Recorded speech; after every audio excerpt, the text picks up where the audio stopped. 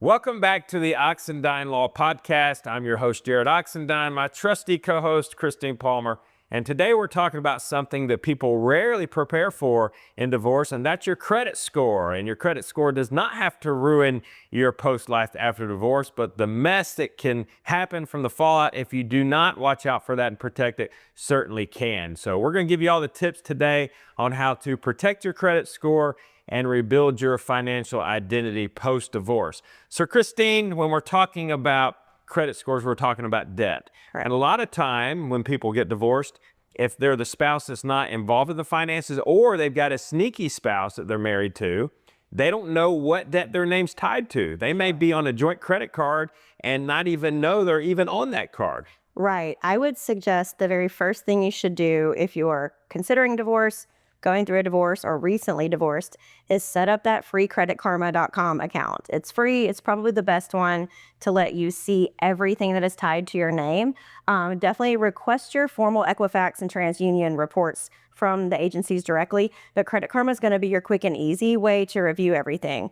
If you have been listed as an authorized user on your spouse's cards, you may not even know it, that's going to show up on your Credit Karma account. And when you go under accounts, you're going to see them all. If you see something you're unfamiliar with, talk to your attorney. And so I think that's step number one. Identify what debt your name's listed on, and pulling a credit report, whether it's Credit Karma or going to one of the major credit bureaus. I think you get, I forget what it is, one free credit report per credit bureau per year or every 6 months, something like that. And it'll list out for you every single debt that your name appears on. And so there's a lot of different types of debt your name could appear on that you don't even know about. It's not just credit card debt. It could be mortgage debt. It could be equity lines of credit.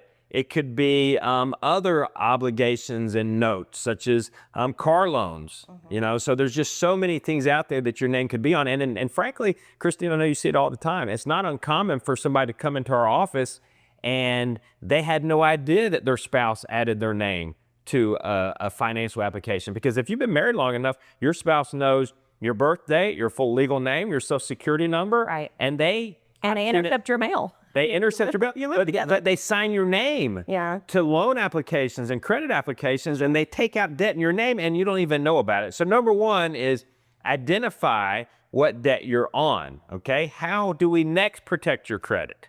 We need to make sure that your name is taken off of any debt that you're not supposed to be responsible for in the divorce. That's a huge mistake. If you don't do that and the person stops paying the note, whether it's a credit card payment or mortgage payment, equity line payment, car payment, then guess whose credit's getting messed up? Right. Your credit's getting messed up. So not only do we need to identify what debt you're on, we need to make sure that you're removed from any debt that you're not going to be responsible for. Right. And it needs to be very specific in your settlement agreement, or if it's an award of a judge in the final decree, what those are. Identify the card by its brand. Is it American Express? Is it a Citibank?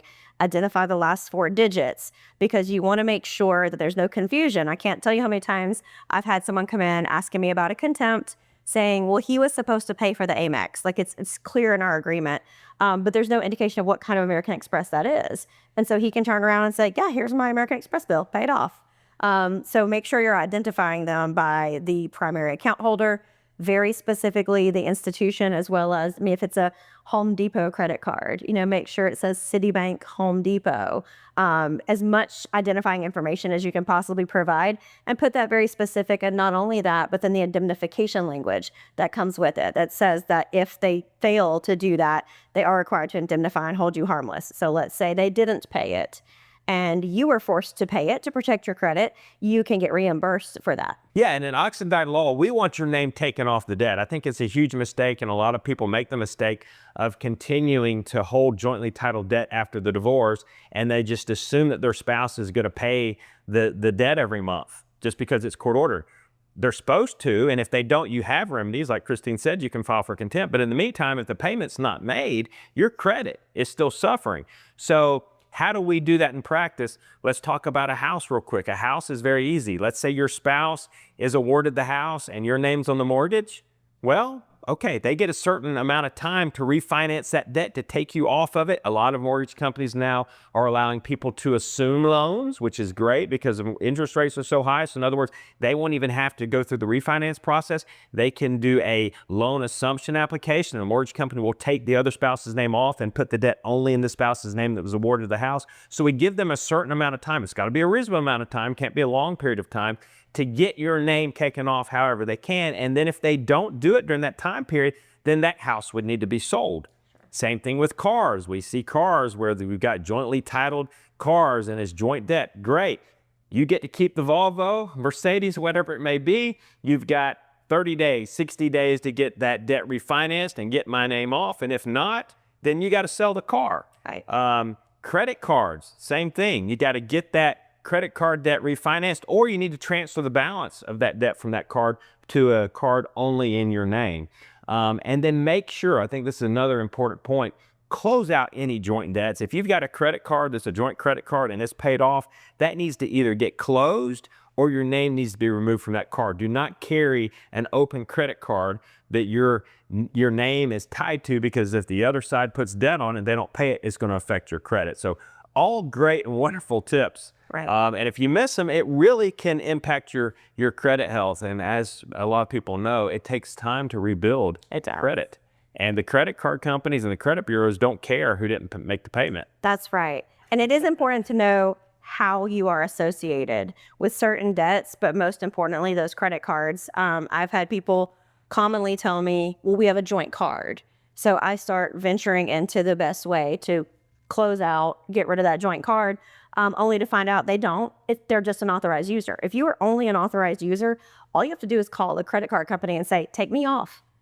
My social is not tied to this. I'm not in any way responsible for this card. I had permissions and I would like those permissions removed. So being very cognizant of how you're associated with a debt is important as well. And last thing I'll bring up, people miss this all. It's amazing what people miss when they don't do the job they're supposed to do.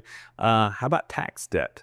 Make sure you're addressing tax debt in your settlement agreement, because for years you filed a joint tax return and sometimes people get audited, and sometimes the IRS comes back and you owe taxes and you owe penalties and you owe interest. You can go ahead and address in your settlement agreement, in the event that the State Department of Revenue or the Federal Department of Revenue audits us from a jointly filed tax return and it results in additional tax liability, who's responsible? Because the IRS can come after either one of you or both of you if they want to. And they will come And after they will. you. Yeah. So if the agreement says husband, for example, is going to be responsible for any tax liability that arises from any jointly filed tax returns during the marriage, then he's required to do that. And if there's indemnity and hold harmless language in there, then he is required to be responsible for that, hold the other spouse harmless, and also be responsible for any attorney's fees that that other party may have to incur to try and be held harmless from that debt. So super helpful, useful tips. Your credit is your financial foundation. It deserves protection. If this episode helped you, please make sure that you subscribe on your favorite platform. Share it with someone else that might be trying to start over. As always, we're happy to help. We'll see you on the next episode.